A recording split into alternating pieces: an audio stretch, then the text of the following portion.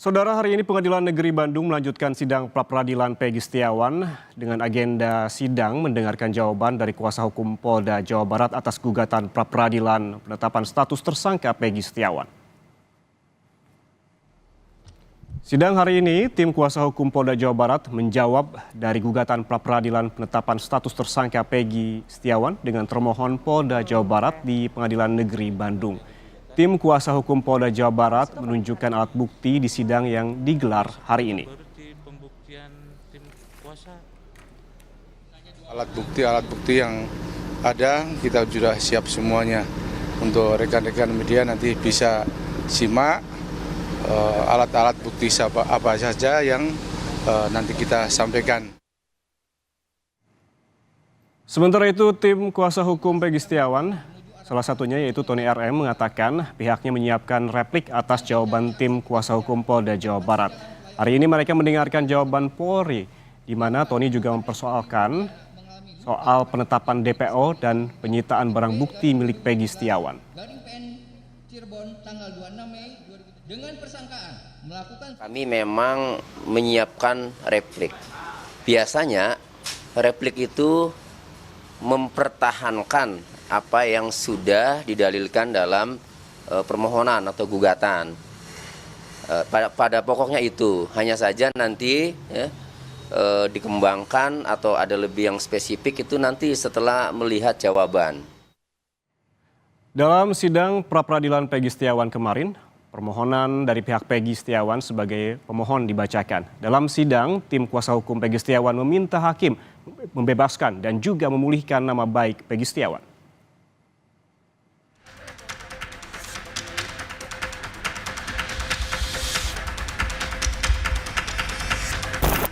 Status tersangka Peggy Setiawan cacat secara hukum dan meminta Polda Jawa Barat untuk membersihkan nama baik Peggy Setiawan. Itulah inti dalma permohonan setebal 35 halaman yang dibacakan kuasa hukum Peggy Setiawan dalam sidang pra-peradilan Senin kemarin. Agenda sidang pra-peradilan kemarin ialah pembacaan permohonan dari pihak Peggy Setiawan sebagai pemohon. Tim kuasa hukum Peggy menilai polisi tak punya alat bukti kuat atas penetapan Peggy sebagai tersangka kasus pembunuhan Vina dan Eki.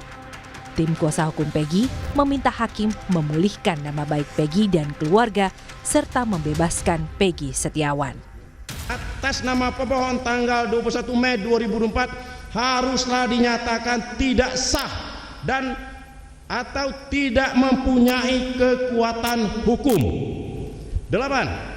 Bahwa berdasarkan alasan-alasan tersebut dihubungkan dengan hak-hak pemohon menurut KUH Pidana pasal 95 ayat 1, pasal 97 ayat 3 KUHP serta jaminan prosedural yudisial guna pemenuhan kerugian-kerugian serta pemulihan atau rehabilitasi atau tercemarnya nama baik pemohon dan keluarga di tengah-tengah masyarakat sebagaimana dikehendaki oleh pasal 9 ayat 5 Undang-Undang Nomor 12 Tahun 2005 tentang pengesahan International Covenant of Civil and Political Rights Covenant atau Covenant Internasional tentang hak-hak sipil dan politik yang menyatakan bahwa setiap orang yang telah menjadi korban penangkapan atau penahanan yang tidak sah berhak atas kompensasi yang dapat diberlakukan.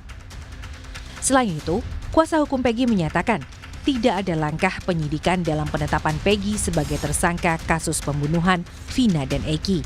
Sedangkan penetapan tersangka harus dilakukan berdasarkan hasil penyidikan.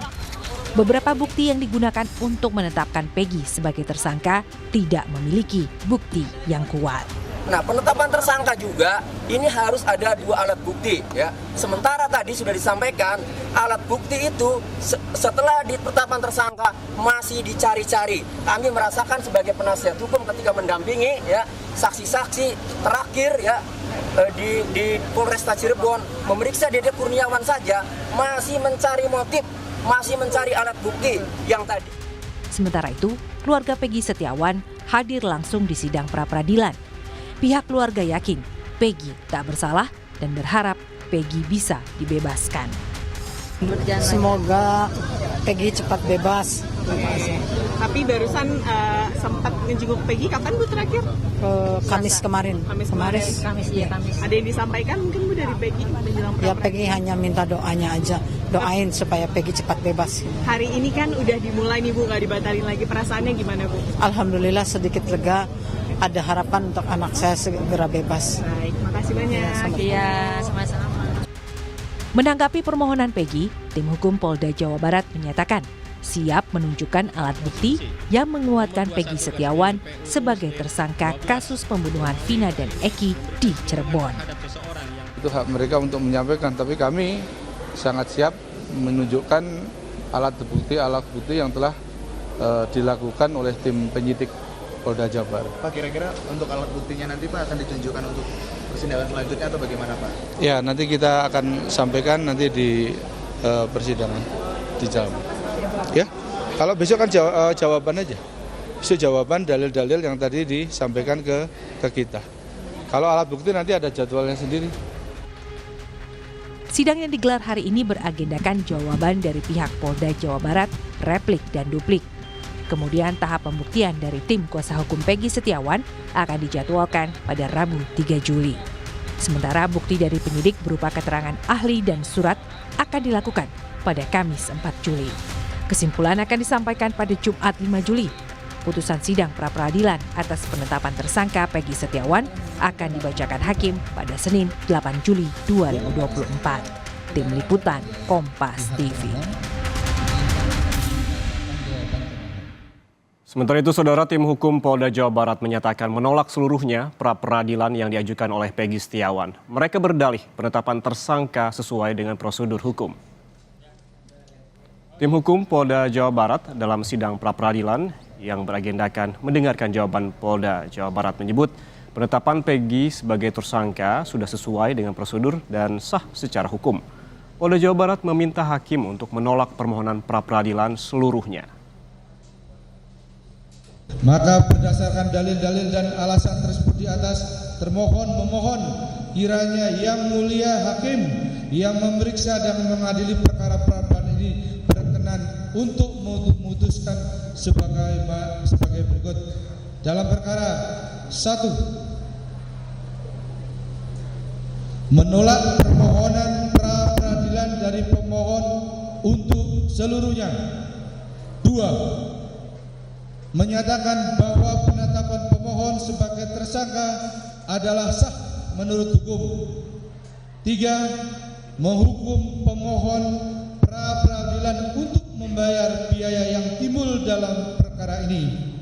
Atau apabila hakim berpendapat lain, maka dalam peradilan yang baik mohon putusan yang seadil-adilnya et aquo bono. Bandung 2 Juli tahun 2024. Hormat kami kuasa hukum termohon Kombes Nur Adiandari dan kawan-kawan.